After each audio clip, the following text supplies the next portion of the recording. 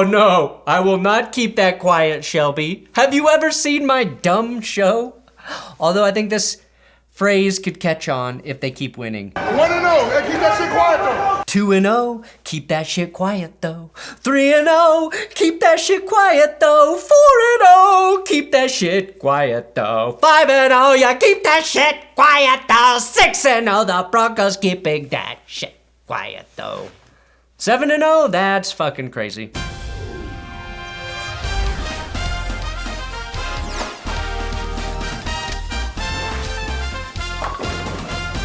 Welcome to That's Good Sports. I am Brandon, 1-0, and I'm gonna yell about it though, Perna, the Denver Broncos. They destroyed the New York Giants on the road, week 1, and today I'm going to recap that. I'll be handing out my Big Dick Player Award and just genuinely basking in glory. Something we Broncos fans haven't had in the month of September for years. So bear with me, because I will be unbearable today. Hey, if you want to support this channel, you can do it by buying my coffee, BenchwarmerBrew.com. It's not just my coffee brand, it's my coffee company. We've got organic, ethically sourced beans, delicious beans if you like to drink your coffee and put it down your throat. Sorry, that got a little weird. I apologize to my business partner, and yeah, just check out my coffee company. I do have Big Dick Patreon shout-outs today for new patrons.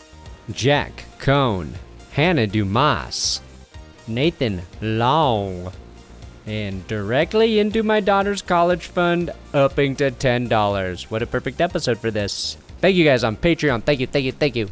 All right, Broncos. Ooh, Teddy is too safe. Teddy Bridgewater is too safe. Really? Well, sex with the condom and birth control is too safe, but still feels pretty damn good, doesn't it? Do you hate seatbelts because they're pretty damn safe, and sometimes even safes hold powerful guns, which Teddy shot all over MetLife Stadium as he led the Broncos to a huge September victory. Jason Garrett sent a message to the Giants loudly, clearly, in poorly written Sharpie. He wrote "fight" on his chest. I want to make fun of Jason, but it's nice to know that a man with a net worth of $18 million is too lazy to do things properly. It's the greatest sign this channel has ever seen that it might survive. Now, as all of you know, I had my first child about a year ago, and she's finally old enough to contribute to my videos. And God willing, she will inherit this channel one day. So, how did the Giants play this week, Army? Exactly. I mean, they were blocking themselves. What is this? Why? How? How, Giants? How? At age 1, you are already as mature as this Giants fan. I also want to take this time to congratulate Broncos head coach Big Dick Vic for finally getting his first win in the month of September as a head coach. He was like the opposite of Patrick Mahomes, who has never lost in this cursed month. Remember though, Vic didn't get his first head coaching gig until he was 60. So it just takes him a little longer than other coaches to get it going, and now he'll be unstoppable. And he got me going in this game when he had the spicy meatballs to attempt a 4th and 7. 4th and 7. But Vic channeled his inner stereotypical Italian guy, looked at the chains and thought, that looks like a 63 of Manicotti Lynx, or a 2 Teddy Bridgewater a Dix, and I think we can convert it. And damn it, Teddy hit the safest spot in the stadium, Tim Patrick's hands. I'd literally throw my baby off a roof if I knew Tim Patrick was down there to catch her. That's how much I trust Timmy Patrick. I mean, the only flaw I saw in Teddy Bridgewater's performance was this play where he momentarily confused Darnay Holmes' face for a Broncos receiver. Now, coming out of college, Holmes' scouting report stated his greatest strength is having a face that looks like wide receiver hands, so don't blame Teddy too much. That wasn't Teddy's only helmet issue. His helmet kept falling off his head. Probably because Drew Lock loosened the screws before the game. Also, didn't look like the referees cared much about Teddy's head. Should have called helmet. The helmet hit here, allowing Denver to score, but they saved that drive with the field goal. Any other game, I think Teddy gets that call. Now, one of the Giants that stood out, Sterling Shepard. He might have been the only Giants player who knew they actually had a game Sunday. He scored the first Giants touchdown by shaking off Patrick Surtain for a TD, which I am certain Shepard could have also done to Justin Fields. But we're past that. Next to the one time the defense jumped off sides, giving Daniel Jones a free play early in the first, this was the only big mistake the defense made the entire game. The real difference between Teddy Bridgewater and Drew Lock isn't arm strength or playing it too safe. Right now, it's making up for mistakes on the offense. I don't believe Drew Lock is yet capable of rebounding from a costly mistake the way Teddy is. And I'm talking about when other guys make mistakes. Here's the best example of that. I'm not sure Drew Lock would bounce back after that Albert O fumble that happened right before halftime. Denver gave up the ball on the Giants 4. Then the defense comes in, smothers the Giants, completed by a great open field tackle by Ron Darby, who I will think is Aqib Talib until probably week 6, giving the offense another chance, which Teddy seized by converting a 4th and 2, hitting Cortland Sutton on his only but very clutch reception, and scoring 6 with the tug to Tim Patrick, who was the ball catcher that got Denver down to the 2-yard line to begin with. Huge since Denver got the ball back right after halftime. That's what you get with Teddy Bridgewater, having the poise and confidence to lead his team after a costly offensive mistake. And something I noticed on that final drive right before halftime, Drew Lock came up to Teddy Bridgewater, soaking in the mentorship, the opportunity he has in front of him. And he said, "So what I noticed on this drive, Teddy, is that you didn't turn the ball over. So you're saying that's how I become a starter in this league, huh?"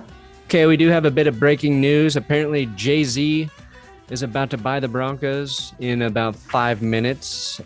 Personally, if we're talking about the evolution of swag, I believe Jay-Z is the perfect man to buy the Broncos. From Pat Bullen to Jay-Z, there is no smoother transition. Do I support this move? That's a good question.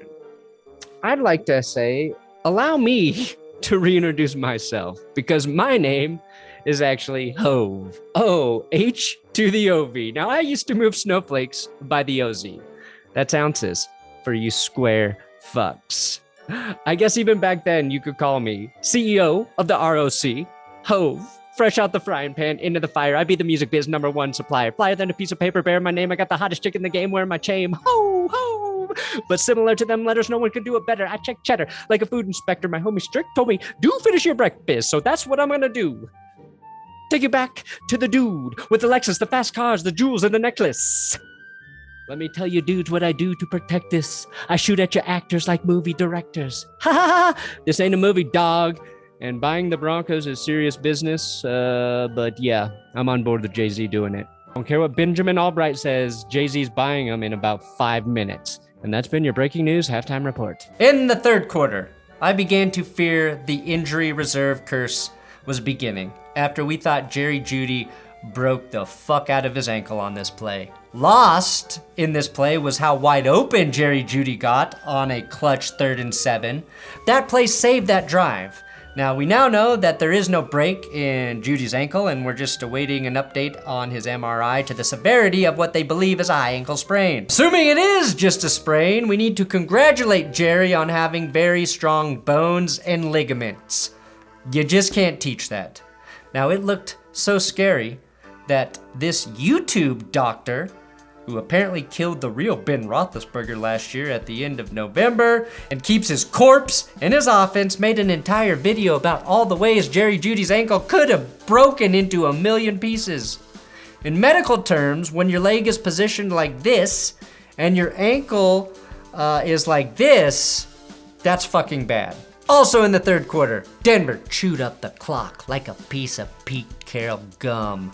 Their opening series took half the quarter. It took half the quarter and ended in a touchdown. Yes, the 3rd and 4th conversion is the highlight all the doubters are using to praise Teddy because it was magnificent. magnificent, but also Albert O's redemption score for his fumble earlier is key here.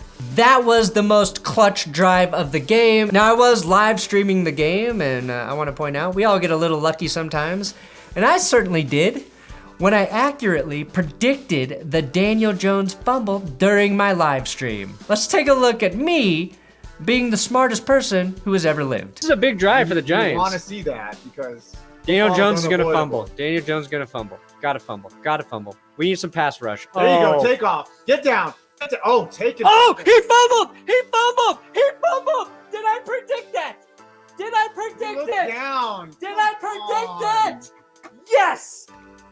How can Daniel Jones carry a team when he can't even carry the ball? KJ Hamler redeemed his terrible drop from earlier in the game with a 22-yard toe-tapping reception. Melvin Gordon channeled his inner David, slingshotting himself 70 yards down the field for a touchdown. That's what broke the Giants. Denver's defensive line was brilliant against the run. Saquon Barkley, just 2.6 yards per carry, just 60 rushing yards allowed total by the Denver defense. And the pass rush should actually get better when Bradley Chubb gets healthy. Remember, he didn't play. Denver gave up the third fewest points week 1, and they should only look better the next 2 weeks when they play the Jags and the Jets. So here we are, an old familiar friend, the Big Dick Player Awards. My defensive Big Dick Player Award is going to none other than Von Miller. Now, Kyle Fuller made a push late with his 2 pass breakups to prevent the Giants from scoring after he was flagged for pass interference. But damn, Von looked like prime Von Miller. He was timing the snap perfectly, like Doc Brown timing the lightning hitting that damn clock tower. It looked like he was offsides. That's how good Von Miller was. Von finished with 2 sacks, 2 QB hits, and 3 tackles for a loss. And he blew up Kadarius Toney on this end-around attempt. That was the Von is back play, in my opinion, more so than even the sacks. And I love me some sacks. I love sacks more than Liberace at an Elton John concert in Carl Nassib's bedroom. Now, my offensive Big Dick Player Award, and I didn't even have to think about it, goes to Teddy Bridgewater, who, much like Horst Cocklock, has lived his entire day-to-day life carrying the big dick burden around, but now he gets the credit he deserves on my show. How good was Teddy Bridgewater in this game? Well, he was almost the lone Jokic dot on this chart, which means he was really damn good. Jameis Winston got the Jokic dot. You've seen these graphs, right? Every time I saw them during the NBA season, Jokic was the top dot in the right corner all by himself, which, unless I read charts wrong, and I've never to my knowledge read a chart wrong, that's where the best guy goes, and Teddy is right on top of Patrick Mahomes. And now we pray he holds that dominant position for when Denver actually plays the Chiefs. Teddy Bridgewater finished 28-36 with a 77.8 completion percentage, 264 yards, 2 touchdowns, 115.7 passer rating. He was 3 of 3 on 4th down conversions, 3 of 3 on his helmet falling off his fucking noggin, and most importantly, 1 giant key to my heart. Now, we saw this a bit in the preseason, but Teddy is sneaky good at extending plays. He doesn't do it a ton, but he did it in 2 key moments in the game. The touchdown to Albert O and the stiff arm / crossbody throw to KJ Hamler. Teddy was so good, he got the team to do the Teddy Bridgewater celebration in tribute. Teddy was so good, he became the first Denver Broncos quarterback with 35-plus pass attempts and a 75-plus completion percentage since Hall of Famer Peyton Manning did it week 12 of 2014. We can finally compare a new Broncos quarterback to Peyton Manning. Teddy was so good, his ESPN QBR, which is a bullshit stat until your quarterback gets it, he had the highest QBR in the league from week 1, 95.7, best of Teddy's career. And more importantly, Teddy wins the You Made Me Forget About Aaron Rodgers award. I am ready to roll with Teddy. Teddy played the best game of his career, and Aaron Rodgers subsequently played arguably his worst game. What does that mean? It means Aaron Rodgers is kindly lowering his trade value for the Broncos this offseason. No, wait, no, I'm all in on Teddy. Teddy. Do it against the Jags. Do it against the Jets. And then do it against some fucking good teams and we will get really excited, Teddy. Thanks for watching That's Good Sports Broncos Recap. I have the best and worst of all NFL Sunday already up on this channel. It's up on the video right now. Click it to watch best and worst so you don't miss out on anything that happened across the league.